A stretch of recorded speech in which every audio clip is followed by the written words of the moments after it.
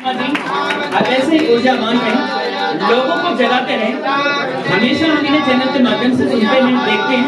आज हम समूह उनके सम्मुख खड़े हैं और उनका बहुत बहुत आभार। ऐसे ही आप ऊर्जावान रहें।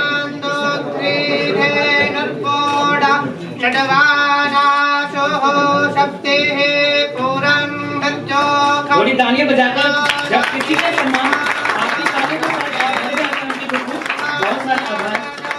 ऐसे मोटिवेशनल गुरु लाइफ कोच आदरणीय सोनू शर्मा जी को बहुत सारी बधाई। अटल विश्व विभूति शिखर सम्मान 2020 आपको समर्पित किया जा रहा है। और एक जेम्स बॉन्ड का अनोखा सच्चे मोतियों की माला। सबके लिए तालियां बजाएं एक बार भुवन भाई के लिए तालियां। इतने ऊर्जावान रहते हैं आदरणीय भुवनेश सिंह जी। ऐसे ही संस्था को आगे बढ़ाते रहें सभी साथियों के साथ।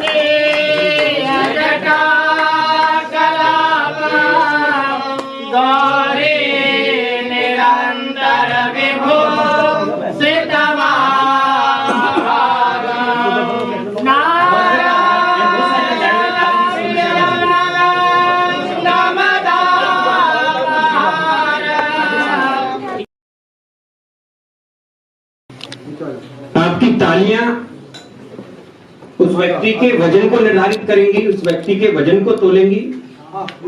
इसलिए मेरा सम्मान रख लेना, मेरा मान रख लेना। आपकी तालियों में मेरा वजन छुपा है, मेरा व्यक्तित्व छुपा है। आपकी तालियां ये सिद्ध करेंगी जिस व्यक्ति को बुलाने जा रहा हूं, जिस आवाज नाम को आवाज देने जा रहा हूं। जितनी घनघोर तालियां आप बजाएंगे ये सिद्ध करेगा कि मैं उतने मन से उस व्यक्ति को बुलाना चाहता हूं। सोनू शर्मा जी को आमंत्रित करा। सोनू शर्मा जी।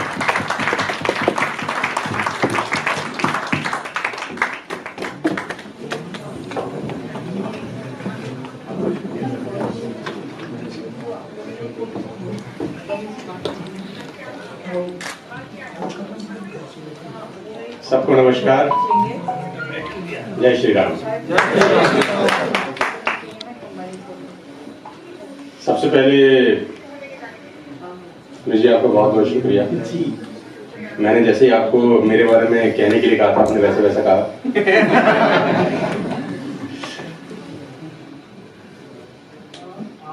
आप सबको बहुत बहुत बधाई। जिन जिन लोगों को आज अवार्ड मिला है, सर आप सब बड़े हैं उम्र में मेरे से, बहुत सारे लोग तो आप सबको बहुत बहुत बधाई।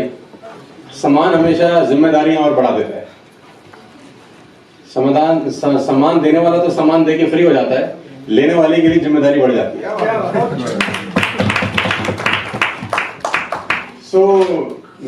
मेरा परिचय तो भाई साहब दे चुके हैं और वो 1% 2% भी निकाल चुके हैं कि वो भगवान को अपना साझेदार बना ले। लेकिन हिंदुस्तान में है कि आजकल कंजूस बहुत लोग हैं, और बुरा मत मानिएगा, हमारे धर्म में कुछ ज्यादा ही है। मतलब हमारे यहाँ तो 10 रुपए का माथा टेकते हैं, कहीं जागरण में तो 5 रुपए वापस ले आते हैं।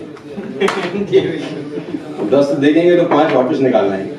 तो कंजूसी बहुत ज्यादा है। तो मैं बहुत जगह बात करता हूँ, क्या कहते हैं, आदमी को कंजूस नहीं होना चाहिए। और ऐसे ऐसे कंजूस है कि जिनके बारे में अगर मैं बताऊंगा तो आपको बहुत मजा भी आएगा, सुन के आनंद भी मिलेगा। वैसे तो भुवनेश जी ने मुझे बोल दिया है कि मैं बहुत अच्छा बोलता हूँ, लेकिन ऐसा है बिल्कुल भी नहीं। ये ऐसा बोलने के बाद आदमी और घबरा जाता है, और क्या बोले तो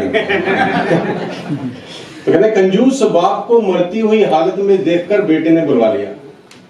कंजूस बाप को मरती हुई हालत में देखकर बेटे ने बुलवा लिया और 2 गुना बड़ा कफन सिलवा लिया कि बापूजी ने ठीक से न पहना न खाया।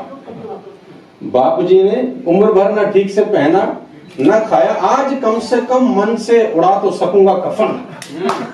आज कम से कम मन से उड़ा तो सकूंगा कफन। और कान में पड़ते ही बेटे की बात बापूजी ने खोली धीरे से आंख। कान में पड़ते ही बेटे की बात बापूजी ने खोली धीरे से आंख। बोले बेटे ठीक नहीं है तेरी मर्जी, क्यों करता है फिजूल खर्ची। बेटे ठीक नहीं है तेरी मर्जी, क्यों करता है फिजूल खर्ची। इस कपड़े के आधे से मेरी लाश ढकना, आधा संभाल के रखना। कपड़ा है रखा रहेगा, जब तू मरेगा तेरे काम आएगा। ऐसे ऐसे भी कंजूस लोगों से हमारा आमना सामना होता है। कहते हैं भोग के 3 प्रयोग होते हैं। दान मतलब पैसे के, धन के 3 प्रयोग होते हैं। सबसे पहला होता है भोग, मतलब दान।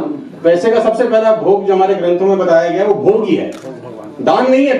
पहला पहला भोग है, दूसरा दान है, और कहते हैं अगर आप दोनों नहीं करते तो तीसरा नाश ऑटोमेटिक हो जाता है। तो पहला भोग जरूरी है, उससे कुछ बच जाए तो दान करिए, और अगर दोनों नहीं करेंगे तो तीसरा ऑटोमेटिक हो जाएगा, फिर नाश हो जाएगा। और बड़े बड़े कंजूस मैंने देखे, एक आदमी बहुत कंजूस था जनाब, तो वो सोचता था कि मैं कभी दान दूं, लेकिन दे नहीं पाता था। तो एक दिन उसकी बड़ी हिम्मत करी, उसने 1 रुपए का सिक्का घर से निकाला और गया कहीं दान देने। अब जेब से निकाले, फिर देवे, फिर डरे कि दूं कि ना दूं, फिर मुट्ठी और तेज से भींच ले, फिर बोला रहने दो, सब तो दे रहे हैं, हमारे देने से क्या हो जाएगा, 1 रुपए से हाँ क्या हो जाएगा, रहने दे। फिर बोले चल 1 है तो दे ही दे। फिर मन में आया दे न दे, दे न दे, अब वो मुट्ठी भींचे रखे। फिर आखिरी में सोचा चल दे ही दे। फिर बोला चल जाते जाते इसको एक बार देख ले। और जैसे ही इतनी देर के बाद मुट्ठी खोली तो मुट्ठी में पसीना आ गया। तो बोला तुम रोते बहुत तो हम तुम्हें नहीं देंगे। ऐसे कंजूस, बोले तुम रोते बहुत तो हम तुम्हें नहीं देंगे। एक आदमी की कहानी है, नहीं हम में से ऐसा कोई नहीं है, घबराने की जरूरत नहीं है। तो मैं एक आदमी की कहानी सुना रहा था जो गंगा जी से करीबन 20 किलोमीटर दूर रहते थे। उनका नाम था दानचंद। नाम तो ऐसे ही मजाक में पड़ गया था, निपट कंजूस थे, धेला ना दें किसी को धेला ना दें। अच्छा, ये टॉपिक मैंने इसलिए उठाया क्योंकि जनाब ने हमको वो 5% 10%, तो वो धेला ना दे किसी को, बिल्कुल निपट कंजूस था। तो बीवी ने बोला दानचंद उम्र हो गई, कुछ तो दान। बोला स्वभाव नहीं, दिया नहीं जाता कुछ। अच्छा छोड़ता कोई नहीं है, छूट जाए वो अलग बात है। तो बीवी ने बोला ऐसा करो दानचंद, गंगा ही नहाओ, उसमें कौन सा पैसा लगता है। उसने बोला चलो ये तो ठीक है, इसमें कौन सा पैसा लगता है। तो घर से 20 किलोमीटर दूर पैदल गया। उसने बोला ऑटो में जाएंगे तो फिर पैसा लगेगा। तो पैदल 20 किलोमीटर दूर गंगा जी गया। अब उसने बोला गंगा जी पे जाऊंगा तो वहां मिलेंगे पांडा, वो पंडा पैसे मांगेंगे। तो मुर्दा घाट गया, तो वहां तो कोई पंडा वंडा का झंझट नहीं। तो भगवान ने सोचा कैसा निपट कंजूस आदमी है, ऐसा आदमी नहीं देखा। कह रहे भगवान को मस्ती चढ़ी और भगवान पंडा का रूप बना के पहुंच गए। और जैसे ही इसने मुर्दा घाट में डुबकी मारी तो भगवान सामने प्रकट हो गए, जजमान की जय हो। अब इसने देखा मुर्दा घाट पे पंडा, तो उसने बोला तुम कौन हो। बोले हम तो पंडा हैं, संतोषी ब्राह्मण हैं, यहीं घाट पे रहते हैं। कभी कभी तुम जैसा कोई आता है, साल साल भर का खाना दे जाता है। ये बोला साल भर, हम तो 1 महीने का भी नहीं दे सकते। भगवान ने बोला कि जबरदस्ती थोड़ी है, तुम 1 दिन का दे दो। बोला हम तो 1 दिन का भी नहीं दे सकते। भगवान ने बोला जब पंडा का रूप बना के गए थे तो कुछ तो देना पड़ेगा। उसने बोला चलो 1 धेला देते हैं तुमको। अब उस जमाने में चलता था धेला। तो भगवान ने बोला चल तू 1 धेला ही दे। उसने बोला वो भी रहा उधार, वो भी अब नहीं है। तो भगवान ने कहा तू उधार ही दे, तू कम से कम दे, हाँ तो कर, बाकी मैं अपने आप निपट लूंगा। तो उसने बोला चल 1 धेला उधार दिया। तो वापस घर गया, 20 किलोमीटर पैदल आया था, पैदल गया, थक गया, घर आके सो गया। जैसे ही आंख लगी दरवाजे पे दस्तक हुई, जजमान की जय हो। बीवी ने दरवाजा खोला तो वही पंडा दरवाजे पे प्रकट। बीवी ने बोला जी कहिए। बोला आपके पति देव उधार ले आए। वो पत्नी जगावे कि बाहर किसी से उधार लाए हैं 1 घेला। बोला आ गए हैं बाहर। उसने बोला जाके कह दो उनका तबीयत खराब है। उसने बोला जाते होगी जो उनका तो तबीयत खराब है, तो वो तो अभी सो रहे हैं, थके हुए आए हैं। उसने बोला जजमान की तबीयत खराब, तो जब तक उसकी तबीयत ठीक नहीं होती हम यहीं रहेंगे। तो तुम तो यहीं लगा दो आसन वासन, हमारा खाना वाना बना दो। अब बीवी को लगा ये तो और खर्चा हो गया। तो बीवी फिर गई अंदर। बोला वो तो बैठ ही गया है। तो कह रहा जाके कह दो मर गए, जान खत्म, झंझट छूटे। तो बीवी रोती रोती गई, वो तो जी अभी अभी गुजर गए। उन्होंने बोला जजमान गुजर गए, बड़ी बुरी बात है। तो तुम कहाँ अकेली घर में औरत जाके खबर करोगी, हम जाके गांव में खबर ही कर देते। अब जब तक तो पत्नी रोकती तब तक तो वो चले गए बताने की दानचंद गुजर गए। दानचंद गुजर गया, दानचंद गुजर गया करते करते लोग इकट्ठा होने शुरू हो। और ये तो पड़ा चारपाई के ऊपर सांस रोके कि सांस खुली तो फिर देना पड़ेगा धेला, और वो हमने देना नहीं। तो लोग आ गए, अंतिम क्रिया की कार्यक्रम शुरू हो गया, इसको बांध ली और ये कमबख्त भी बंद गया। अब पत्नी, अब उसको ले जाने की बारी आई, अब पत्नी रोवे कि ये मरे नहीं है। लोगों ने बोला हाँ ये तो तुम्हारा प्रेम है, ऐसा होता है। अब वो पत्नी जोर जोर से रोवे, मरे नहीं। बैठ जाऊंगा आगे चेयर अब ले गए जनाब उसको शमशान घाट पे, जनाब भगवान ने सोचा कैसा निपट कंजूस आदमी, सारी दुनिया हमसे हारती है, आज हम इससे ये मर जाएगा सारा देगा। अब चिता पे रख दिया। भगवान ने बोला हम जजमान के कान में कुछ कहना चाहते हैं। भगवान ने बोला मर जाएगा ये तो अभी, जल जाएगा साला। तो लोगों ने कहा हाँ जी कह दो जी, बस अब तो तैयारी है, आपको जो कहना है कह दो। तो भगवान उसके कान में बोलते हैं आया हूं बैकुंठ से तुझ संग नाता जोड़, मैं बैकुंठ से आया हूं तेरे संग नाता हमने जोड़ा है, आंख खोल हम भगवान है, मांग क्या मांगता है।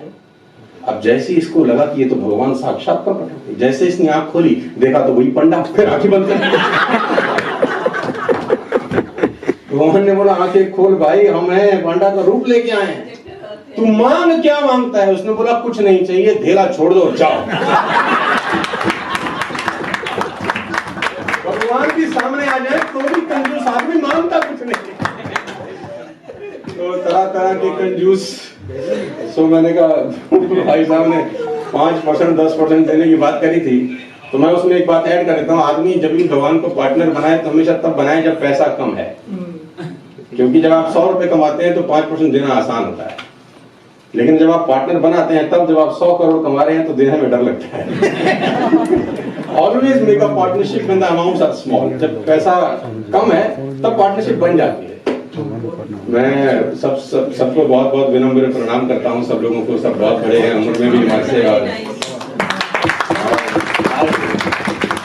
अटल जी का जन्म दिवस है और ये चर्चा हमेशा से होती आई है कि अटल जी राजनेता अच्छे थे कि कवि। ये चर्चा हमेशा से होती आई है कि राजनेता अच्छे थे कि कवि, और इसका जवाब मुझे लगता है कभी मिलेगा भी नहीं। इस टॉपिक पे वीडियो बने तो अच्छा रहेगा। कवि बोलेंगे कि कवि अच्छे थे और राजनेता बोलेंगे राजनेता अच्छे थे। तो मैं आखिरी में 2 मिनट में अपने छोटी सी बुद्धि के हिसाब से कह देता हूँ कि जब राजनेता बनने की बारी आती है तो बहुत सारे पॉलिटिकल लोगों से आज हमारा संपर्क है, अलग अलग पार्टियों में भी बहुत सारे दोस्त हैं। तो राजनीति में जो सबसे कमाल की बात मुझे अटल जी के व्यक्तित्व में दिखती है वो है कि सबको साथ लेकर चलने की उन्हें बड़ी गजब कला थी। क्या अपनी पार्टी के लोग तो उनका सम्मान करते ही थे, दूसरी पार्टी के लोगों में भी वो सम्माननीय थे।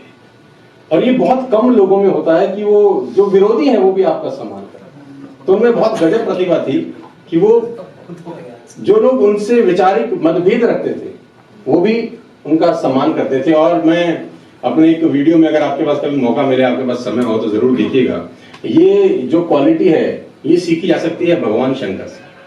हम सब के आराध्य हैं, हम सब माथा टेकते हैं, पूजा करते हैं, तो लेकिन कुछ लोगों ने शंकर जी के नाम पे बड़ा गलत काम किया है, वो लगाते भी हैं। तो मैं एक जगह प्रेजेंटेशन देने गया तो उन्होंने बोला सर आप कुछ लेंगे? सब कुछ लेंगे का अंदाज ही होता है कि समझ जाता है कि क्या बोल रहा है। तो मैंने कहा कुछ मतलब? बोला कुछ बाबा के भक्त हैं, बाबा भी लगाते हैं तो आप भी लगाइए। तो मैं एक ही बात बोलता हूँ कि शंकर जी आदरणीय हैं, अनुकरणीय नहीं है, दोनों में बहुत फर्क होता है। तो बोले शंकर जी भी तो लगाते हैं। मैं बहुत जगह जाता हूँ किताबें खरीदने तो वहां लिखा होता है बम भोले चिलम भंडार। बम भोले चिलम भंडार मतलब बाबा जी के नाम पे चिलम भी बेचो।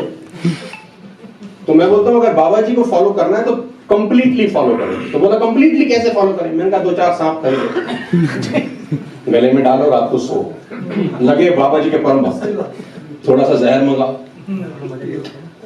विषपान भी करो, बाबा जी को फॉलो करना है तो फिर तो कंप्लीटली। तो भगवान शंकर जी से सीखा जा सकता है कि अलग अलग लोगों को कैसे लेकर साथ चला जाता है जो दुर्विरोधी हो। और ये कला अटल जी में बहुत गजब थी, बहुत राजनेताओं में, अटल जी में खास तौर पे बहुत गजब थी। भगवान शंकर जी के चरित्र को अगर आप देखेंगे तो सबसे ऊपर उनको आपको दिखाई देगा माँ गंगा का निवास।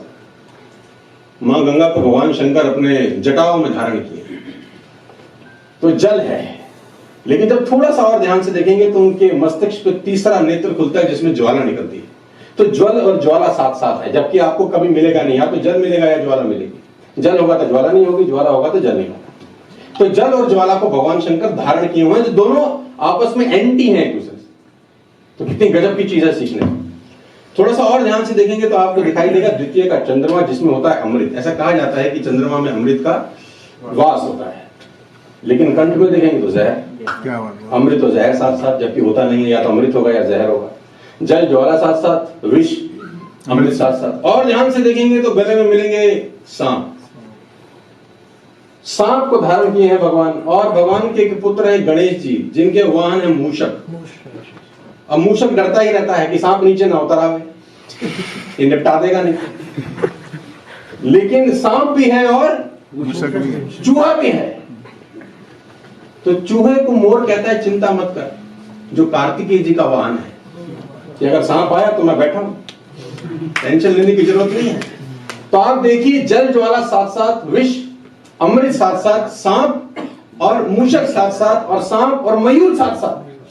और ध्यान से देखिए, भगवान के वाहन है वृषभ, नंदी बैल, मां भवानी के वाहन है शेर, आहार है शेर का बैल। साथ साथ हो ही नहीं सकता।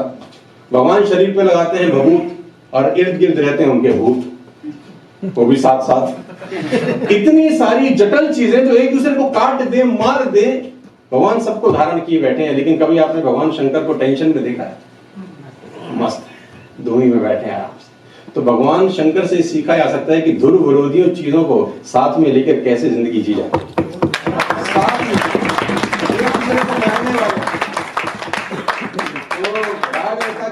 मुझे ऐसा लगता है कि वो बहुत सारे लोगों को, जो उनसे कभी कभी इत्तेफाक नहीं भी रखते होंगे, लोकतंत्र में बहुत सारी चीजें आपके मुताबिक होती हैं, कभी नहीं भी होती हैं, लेकिन वो सबको साथ साथ लेके चलते हैं। राजनेता में तो बहुत बड़े तो बात आती है कवि की, तो आखिरी बात बोल के विराम देता हूँ कि वो कवि भी बहुत शानदार थे। एक आखिरी में सूत्र सुना के बात को खत्म करता हूँ, कि कहते हैं कि क्षणभंगुर जीवन की कलिका, कल प्रातः को जाने खिले न खिले। क्षणभंगुर छोटा सा जीवन है, क्षणभंगुर जीवन की कलिका, कल प्रातः को जाने खिले न खिले। मलयाचल की श्रुति शीत मंद सुगंध समीर, चले न चले कलिकाल कुठार लिए फिरता, तन नम्र सुचोट झिले न झिले। भजले हरिनाम हरि रसना, फिरंत समय तो हिले न हिले। बहुत बहुत शुक्रिया।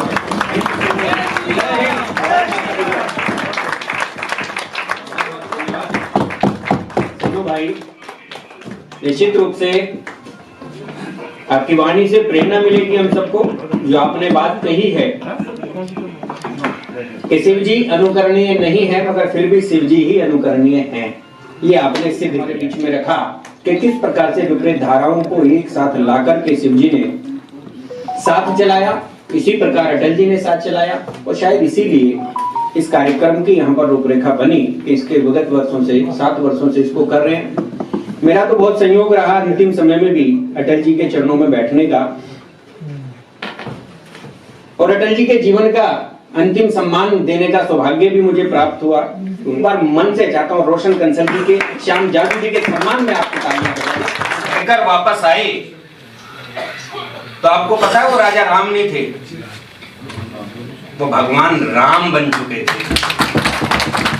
ऐसे राम का जब जिक्र होता है तो 4 पंक्तियां कभी मैं कहता हूं कि राम के दीवाने बनो। आप सब लोगों को क्या करना है, आह्वान की पंक्तियां कहता हूं कि राम के दीवाने बनो, राम के दीवाने बनो, प्रेम के खजाने बनो, राम राम राम राम राम गुण गाइए। क्या कहता हूं आप लोगों से, आपकी ऊर्जा को जागृत करना चाहता हूं, आह्वान करता हूं कि राम के दीवाने बनो, राम के दीवाने बनो, प्रेम के खजाने बनो, राम राम राम राम राम गुण गाइए। दिलों में बसा के राम, होठों पे सजा के नाम, जीवा में मधुरता के स्वाद को जगाइए, और फिर देखो मेरे राम कर देंगे सारे काम। एक बार राम जी का ध्यान तो लगाइए, एक बार राम जी का ध्यान तो लगाइए, और सब चाहिए छान राम मेरे भगवान राम, राम जी का काजिए राम राज लाइए।